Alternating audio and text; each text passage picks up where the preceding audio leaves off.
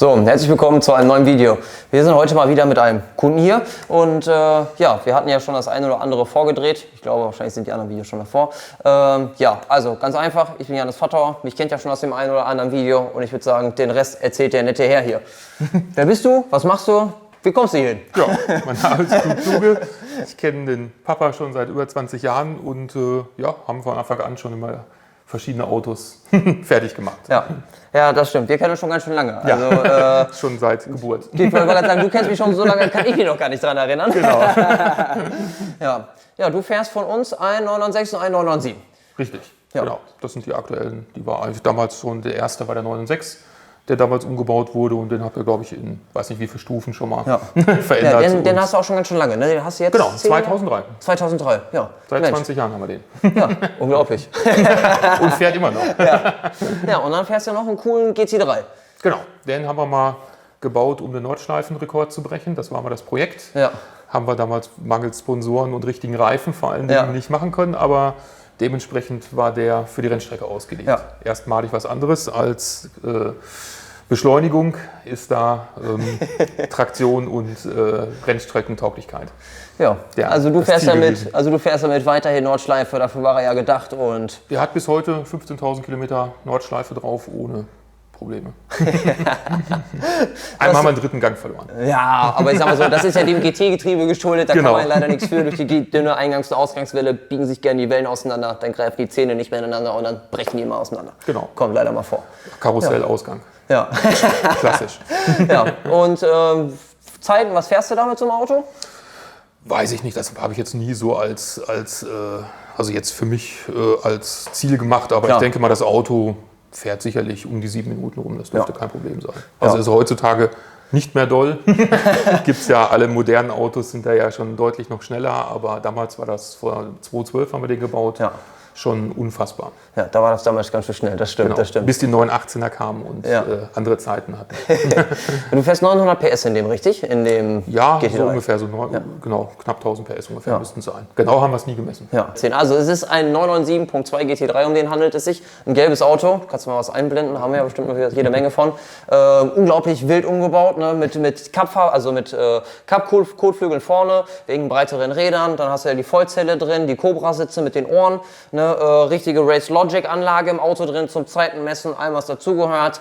Dann die Cup-Differential, Genau, Cup-Differential. Renn-ABS. Ja, dann haben wir E01 BBS fahren wir bei dir drauf, dreiteilige, so wie vom Cup-Auto. Also ist schon echt ernster Umbau, auch mit Tank vorne in der Mitte in der Haube drin. Also schon ein super cooles Auto. Ja, und da haben wir eigentlich fahrwerkstechnisch eigentlich echt nichts ausgelassen. Dann haben wir Ja, damals von alles. HLR wurde der entwickelt. Ja, da Aber haben, speziell entwickelt für den Nordschleife. ja, da ist ganz schön viel reingekommen. Sehr, sehr cooles Auto, super interessantes Auto. Und ich bin auch viele Autos über die Jahre gefahren, deswegen bin ich da auch nicht dran vorbeigekommen. Auto ist echt mega. Also es ist ein richtiges Fahrerauto, man sitzt drin, man merkt, das Auto möchte einfach gefahren werden. Langsam fahren kann man damit, findet es aber eigentlich, ja, fühlt es sich nicht ganz zu Hause. Ist schon echt sehr, sehr cool. Feedback ist unglaublich, was man vom Auto bekommt. Und ja. Ja, und du bist heute hier, weil wir machen einmal TÜV bei deinem 996, ne? Ganz regulär. Also ganz regulär, nichts Wildes. Genau. Und ja, magst du sonst noch irgendwas erzählen? Mein Papa kennst du jetzt ja schon seit fast 20 Jahren, länger, Ja, fast 20 länger. Jahre. Ne? Und ich denke, ihr werdet ja bestimmt das eine oder andere Witzige auch mal zusammen erlebt haben, oder? Ja gut, ich habe alles miterlebt mit den Rekorden in Nardo und die ganzen Sachen von damals. Ja. Das war natürlich so die Highlights Ja. zu Beginn mit den ganzen wilden Umbauten. Und inzwischen ja, ist es ja mehr, die neuen Technik ist ja jetzt nicht mehr so, dass man so viel macht, aber wir hatten ja gerade darüber Stimmt. gesprochen, 9 und 2 gibt es ja auch jetzt Möglichkeiten. was zu Genau, tun. genau, da wird ja bestimmt auch noch was Cooles kommen. Ja, dann noch mal eine Frage zum Schluss. Was machst du überhaupt? So, beruflich, wie benutzt du das Auto, also den GT3, also weißt du fährst nicht auf dem Ring, aber warum, wie kam es dazu? Ja gut, ich bin einfach über Trackdays und so über zum Rennenfahren gekommen irgendwann mal und inzwischen mache ich gar nicht mehr so viel am Ring und Trackdays oder sowas, sondern fahre schon seit vielen Jahren auch VLN, NLS und 24-Stunden-Rennen. Bin also eher auf der Rennseite auch unterwegs. Ja. Aber deswegen haben wir wenig Zeit für Trackdays. Natürlich, klar, keine Frage. Aber das ist natürlich der Grund, warum man sagt, dass du brauchst so ein Auto, weil du fährst natürlich viel Trackday, fühlst dich ja zu Hause und dann brauchst du natürlich auch das passende Gerät dafür. Genau. Ja, für seinen Sport braucht man natürlich auch das passende Sportgerät. Welt. Ne? Ja, und noch eine witzige Sache, das kann man ja mal am Rande erzählen. Du hast mir vorhin ein paar Videos gezeigt von deinem letzten 24-Stunden-Rennen mit eurem Golf, wo ihr da unterwegs wart. Das war mal nicht ganz so cool. Also ihr seid zwar am Schluss durchs Ziel gefahren, aber ein bisschen was passiert ist ja, ne? Ja, genau. Also uns ist im zweiten Quali-Rennen, beziehungsweise Nachtquali, das Auto abgebrannt. Schlicht und einfach der Motor hochgegangen. Leute abgerissen, Motor hoch und dann abgebrannt. Werden wir im Auge behalten. Nächster Ausfall, der VW Golf GTI. Gesamt. Gut kluge auf diesem Permit B Auto. Man hat es extra noch vorne draufgeschrieben, die Startnummer 100. Da brennt's, da brennt's, da brennt's, da brennt's im Auto. Achtung! Gefährliche Situation, jetzt auch unterm Auto die Flammen. Hoffentlich kriegen sie den jetzt aus. Klar, Profis am Werk. Vielleicht haben sie ja Glück und die Schäden sind nicht allzu groß am Golf und reparabel. Ja, aber trotzdem Auto wieder in die Box, repariert und dann wieder zurück auf die Strecke. War samstags am Start. Ja, war echt abenteuerlich. verrückt. Ihr seid Dritter, seid ihr trotzdem noch geworden, In der ne? Klasse sind wir noch Dritter geworden. Ja, Genau. sehr cool. Ja. Sehr cool. Ja, cool. Dann bedanke ich mich für deine Zeit. Hat mich sehr gefreut. Wunderbar. Ich hoffe noch auf coole weitere Projekte. Und dann sag ich mal, bis zum nächsten Mal. Bis zum nächsten Mal. So, herzlich willkommen. Da sind wir mal wieder zu einem neuen Video von der Firma 9FF. Heute machen wir mal ein bisschen anderes Video. Und zwar heute interviewen wir mal einen netten Herrn. Und zwar ein Kunde von uns, der schon lange sein Auto fährt. Der eine oder andere wird ihn wahrscheinlich auch schon kennen von Rennevents. Und ja, deswegen dachten wir uns mal, wir stellen den netten Herrn heute mal vor und vielleicht erzählt er uns auch mal ein bisschen was zu seinem Auto. Erstmal. Kann ich mir vorstellen, ich bin der Klaus Massing aus Saarbrücken und bin schon seit 2016 Kunde hier und 9FF bereitet oder verbessert mein Auto ständig. Und wir sind also die ganze Zeit in der Klasse bis 750 PS gefahren bei verschiedenen Veranstaltungen, unter anderem Race 1000 oder Rolling 50. Und waren in der Klasse bis 750 PS sehr erfolgreich, sind ab diesem Jahr in der Klasse bis 1000 PS und konnten dieses Jahr schon 2 zweite Plätze und 2 erste Plätze einfahren.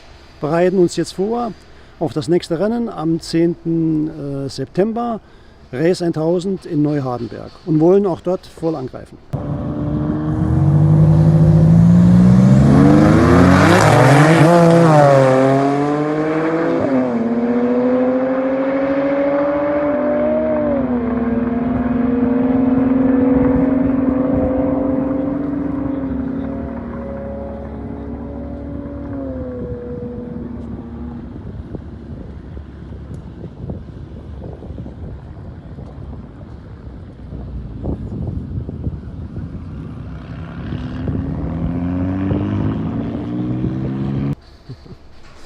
Ja, Klaus, dann wäre doch mal interessant, was fährst du überhaupt für ein Auto, womit greifst du denn hier immer an?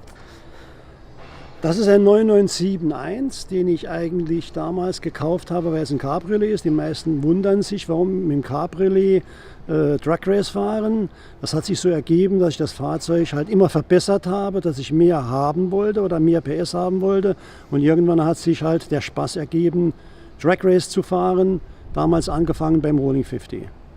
Das Ganze hat so viel Spaß gemacht, dass eigentlich die Veranstaltungen, die es jetzt hier so in der Nähe gibt, dass wir die, in der Regel sind das 4 Veranstaltungen, dass wir die auch das ganze Jahr über an denen teilnehmen. Ja, also Klaus, wie man hört, fährt gerne seine Rennen, hat viel Spaß mit seinem Auto. Wir haben schon relativ viel an dem Auto gemacht, wie du schon sagst. Damals, ich glaube, als du das Auto gekauft hast, hatte der sogar schon eine Leistungssteigerung von uns drin, wenn ich mich nicht täusche. Das Auto hat eine Leistungssteigerung gehabt, eine kleine Software Ja. und eine Klappenauspuffanlage, dass er damals etwa 530 PS hatte. Als ich dann Spaß bekommen habe an dem Ganzen, habe ich mit einem Vater gesprochen.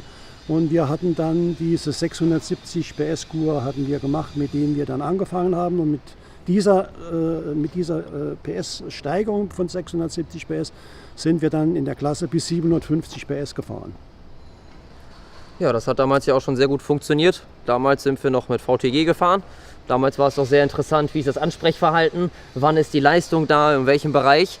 So, da man sich aber leider sehr schnell an sowas gewöhnt, ne, kannst du ja zu gut sagen, Richtig, sind wir dann irgendwann so weit gegangen, dass wir gesagt haben, wir rüsten mal ein bisschen auf, haben da mal eine Getriebeverstärkung gemacht, haben mal andere Lader verbaut. Irgendwann haben wir mal Pleuel eingebaut. Einfach nur, weil wir gesagt haben, wir fahren so lange mit dem Serienmotor mit über 1000 Newtonmeter, dass wir einfach Angst hatten, dass was kaputt geht.